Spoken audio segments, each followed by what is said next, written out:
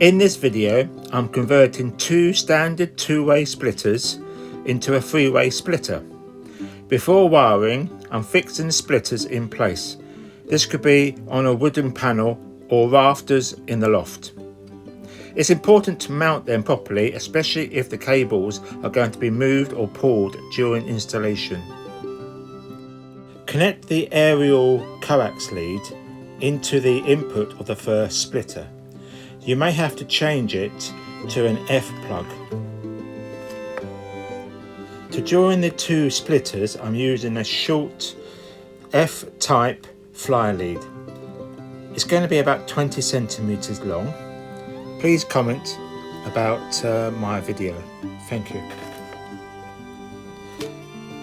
Now be careful here. All you need to do is remove the outer sheath, trim, cut off the silver foil, cut back to the core,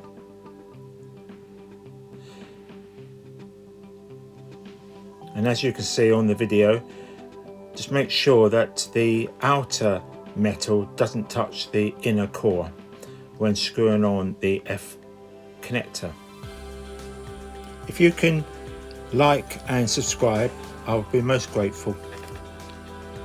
Now I've connected from the input of the second splitter. I've now connected into the output of the first splitter.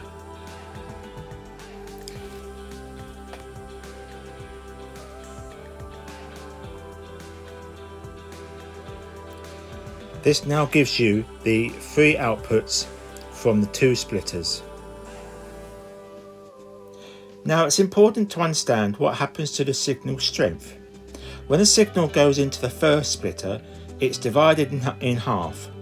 Half goes to the first output and half goes through the fly lead to the second splitter.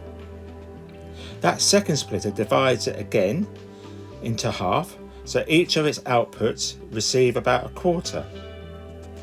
In terms of distribution, that means one output has roughly 50% signal strength and the other two are closer to 25%.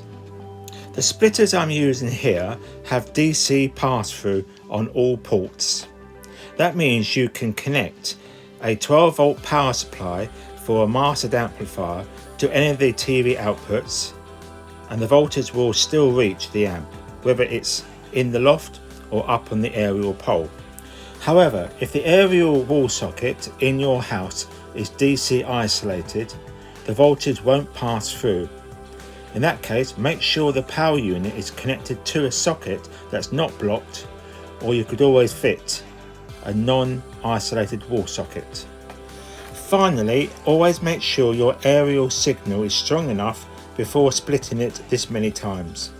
Otherwise, you may need a booster or an amplifier upstream to maintain good signal quality at each TV. Thank you for watching. Please like and subscribe.